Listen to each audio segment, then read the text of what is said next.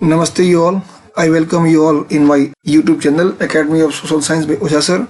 And in this video we are going to start development and resources. This is a very important topic of the first chapter of class 10th geography. आज हम लोग class 10th की geography के पहले chapter जिसका नाम है resources and development, उसी के अगले पॉइंट्स को लेकर आगे बढ़ेंगे। और आज का हमारा टॉपिक है डेवलपमेंट ऑफ रिसोर्सेज। इसके पहले के जो टॉपिक्स हैं उसके लिए मैंने वीडियो बना के पहले ही अपलोड कर दिया है, आप उसे ध्यान से देखें और इसके बाद आगे शुरू करते हैं। ये वीडियो मैं छोटे छोटे इसलिए बना रहा हूं ताकि आप ठीक से समझ सकें। हम लोग इसमें केवल 2-3 पॉइंट को कवर करेंगे आज, और उसमें जहां जहां क्वेश्चंस छुपे हैं उनको देखेंगे और उन पर डिस्कस करेंगे। Resources are vital for human survival as well as for maintaining the quality of life. Resources जो हैं, जो संसाधन हैं, वो ह्यूमन सर्वाइवल के लिए, मनुष्य के जीवन के बने रहने के लिए बहुत महत्वपूर्ण है, और साथ ही साथ वो जीवन की गुणवत्ता को मेंटेन करने के लिए, जीवन की क्वालिटी को मेंटेन करने के लिए भी जरूरी है। It was believed that resources are free gifts of nature. ऐसा माना जाता पहले कि जो रिसोर्सेज हैं वो नेचर द्वारा दिए गए फ्री गिफ्ट हैं। As a result human beings used them indiscriminately and this has led to the following major problems. और जब मनुष्य ने ये मान लिया कि फ्री गिफ्ट है रिसोर्सेज नेचर के, तो इसका परिणाम ये हुआ कि मनुष्य ने इसका इस्तेमाल किया एकदम मनमाने ढंग से। मनुष्य ने इसका अंधाधुंध प्रयोग किया और इसके परिणाम स्वरूप प्रमुख समस्याएं जो निकल के सामने आई, आइए उस पर चर्चा करते हैं कौन कौन समस्याएं हैं। पहली समस्या है depletion of resources for satisfying the greed of few individuals. कुछ व्यक्तियों के लालच के परिणाम स्वरूप रिसोर्सेज का, संसाधन का ह्रास हुआ है, संसाधनों का नुकसान हुआ है। तो फर्स्ट प्रॉब्लम जो सामने वो ये है कि डिप्लेशन ऑफ रिसोर्सेज हुआ है। दूसरी प्रॉब्लम क्या सामने आई है? Accumulation of resources in few hands, which in turn divided the society into two segments, i.e. haves and have-nots और rich and poor। जब लोगों ने ये मान लिया कि संसाधन नेचर गिफ्ट हैं, तब लोगों में इसको प्रयोग करने की होड़ लगी और परिणाम ये हुआ कि संसाधन कुछ लोगों के हाथ में जाके सीमित हो गए, और इसकी वजह से समाज 2 वर्गों में बट गया। एक वह वर्ग था जो साधन संपन्न था, जिसके पास संसाधन थे, और एक वह था जिसके पास संसाधन नहीं थे, अर्थात अमीर और गरीब। तीसरा क्या हुआ इसका नुकसान? Indiscriminate exploitation of resources has led to global ecological crisis such as global warming, ozone layer depletion, environmental pollution and land degradation. संसाधनों के अंधाधुंध प्रयोग से ग्लोबल लेवल पे, वैश्विक स्तर पे इकोलॉजिकल क्राइसिस आई, पारिस्थितिकीय संकट पैदा हो गया। जैसे ग्लोबल वार्मिंग बढ़ी, ओजोन लेयर का डिप्लेशन हुआ, इन्वायरमेंट का पोल्यूशन हुआ और लैंड डिग्रेड हुआ। ये सारे दुष्परिणाम हुए इस एक्सप्लॉयटेशन ऑफ रिसोर्सेज के।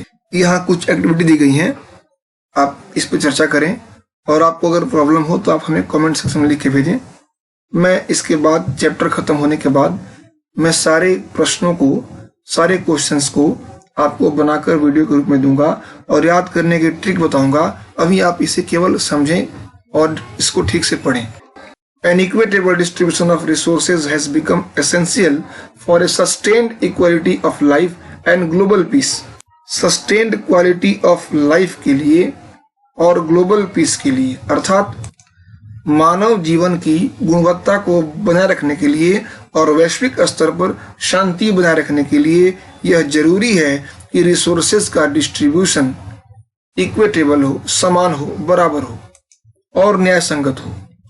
If the present trend of resource depletion by a few individuals and countries continues, अगर यह वर्तमान में जो ट्रेंड है, वर्तमान में जो स्थिति बनी हुई है रिसोर्सेज के डिप्लेशन की, संसाधनों के दोहन की, कुछ खास व्यक्तियों के हाथों या कुछ खास कंट्रियों के हाथों, कुछ खास देशों के हाथों, अगर यह कंटिन्यू रहती है, अगर कुछ विशेष व्यक्ति और कुछ विशेष देश ही संसाधनों का दोहन करते रहे, the future of our planet is in danger. तो इसका परिणाम ये होगा कि हमारे प्लानिट का जो फ्यूचर है, हमारे इस अर्थ का जो फ्यूचर है, वो खतरे में रहेगा। Therefore, इसलिए resource planning is essential, resource की प्लानिंग एसेंशियल है। संसाधनों के उपयोग की योजना बनाना एसेंशियल है, आवश्यक है। क्यों? For sustainable existence of all forms of life, धरती पर हर तरह के जीवन के अस्तित्व को बनाए रखने के लिए यह जरूरी है कि रिसोर्स की प्लानिंग की जाए, संसाधनों के उपयोग की एक योजना बनाई जाए। Sustainable existence is a component of sustainable development.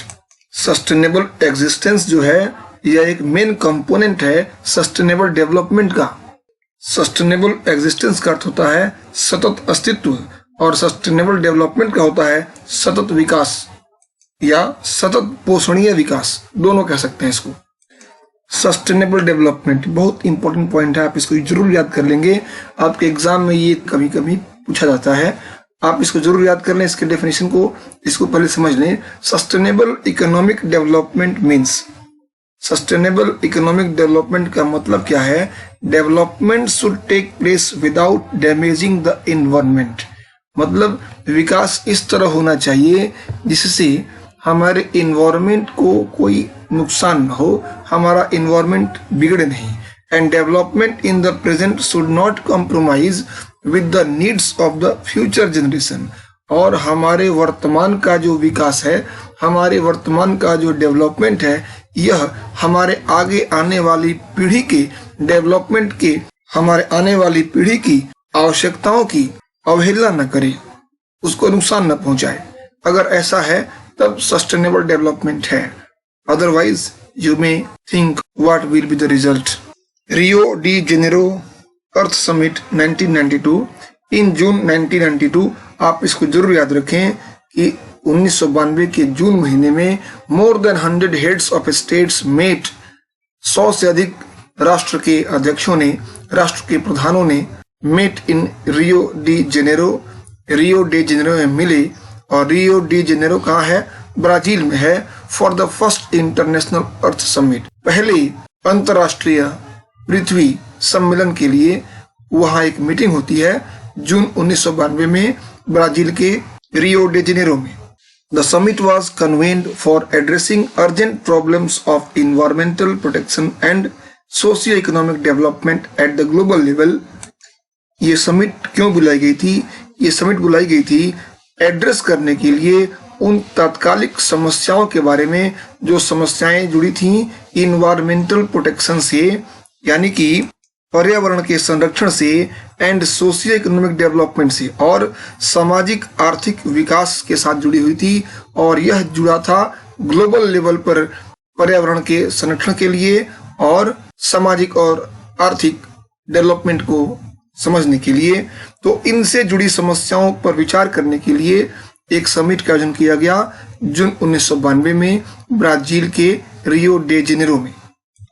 The assembled leaders signed the declaration on, जो लीडर्स वहां असेंबल हुए थे, वो वहां एकत्रित हुए थे, उन्होंने साइन किया एक डिक्लेरेशन पे, एक घोषणा पत्र पे। और वो घोषणा पत्र किस समय था? ऑन ग्लोबल क्लाइमेटिक चेंज, वैश्विक स्तर पर जो जलवायु परिवर्तन हो रहे हैं इससे जुड़ा हुआ था। और एंड बायोलॉजिकल डाइवर्सिटी, और जैविक जो विविधता है इससे जुड़ा हुआ था। और ऐसे घोषणा पत्र पे यहाँ के नेताओं ने हस्ताक्षर किया। The Rio convention endorsed the global forest principles and adopted Agenda 21 for achieving sustainable development in the 21st century। इस सम्मेलन में ग्लोबल फॉरेस्ट प्रिंसिपल अर्थात भूमंडलीय वन सिद्धांत, इस पर भी सहमति बनी। और इसके साथ साथ इन लोगों ने एक एजेंडा अडॉप्ट किया जिसका नाम है एजेंडा 21। और इसका मूल उद्देश्य क्या था? For achieving sustainable development in the 21st century. 21st century में सस्टेनेबल डेवलपमेंट को प्राप्त करने के लिए इन्होंने एक एजेंडा 21 अडॉप्ट किया। आप एजेंडा 21 को जरूर याद रखें, इससे क्वेश्चन एग्जाम में आता ही आता है। आप इसके लिए प्रिपेयर रहें और जहां समस्या हो आप हमें कमेंट बॉक्स में लिख के जरूर पूछें। आइए देखते हैं एजेंडा 21 क्या है।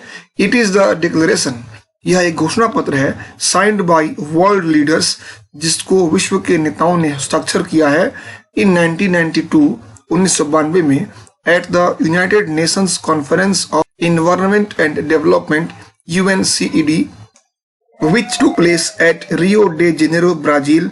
और यह भी रियो डे जेनेरो ब्राजील में ही हुआ था, 1992 में हुआ ये।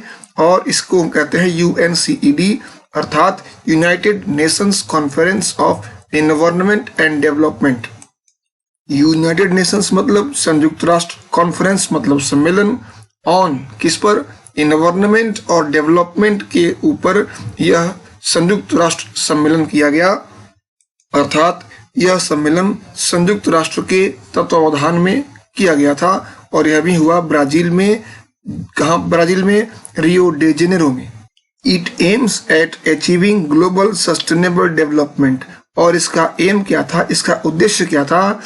इसका उद्देश्य था ग्लोबल सस्टेनेबल डेवलपमेंट को अचीव करना, यानी कि वैश्विक सतत पोषणीय विकास को अचीव करना इस सम्मेलन का मुख्य उद्देश्य था।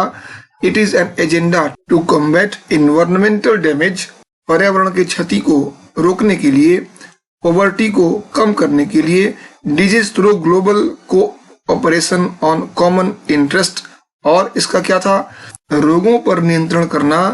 और नियंत्रण कैसे? ग्लोबल कोऑपरेशन से, वैश्विक स्तर पे आपसी सहयोग से, पारस्परिक हितों की रक्षा करनी थी, म्यूचुअल नीड्स को और शेयर्ड रेस्पॉन्सिबिलिटीज को समझना था। और इसमें विश्व सहयोग के द्वारा पर्यावरण की क्षति, गरीबी और अंतर्राष्ट्रीय अन्य समस्याओं से निपटने के लिए यहाँ एक एजेंडा तैयार किया गया। इसका मुख्य उद्देश्य इन समस्याओं से निपटना था। One major objective of the agenda 21 is, agenda 21 की एक बहुत महत्वपूर्ण ऑब्जेक्टिव ये है दैट एवरी लोकल गवर्नमेंट, की हर स्थानीय सरकार, should draw its own local agenda 21, कि वह अपनी स्थानीय स्तर पे लोकल एजेंडा 21 की रूपरेखा तैयार करे और उस पर काम करे, ताकि जो समस्याएं बढ़ रही हैं, चाहे वो एनवायरमेंटल डैमेज का हो, पॉवर्टी का हो, स्प्रेड ऑफ डिजीज हो, या जो भी हो, उन सब पे काम किया जा सके।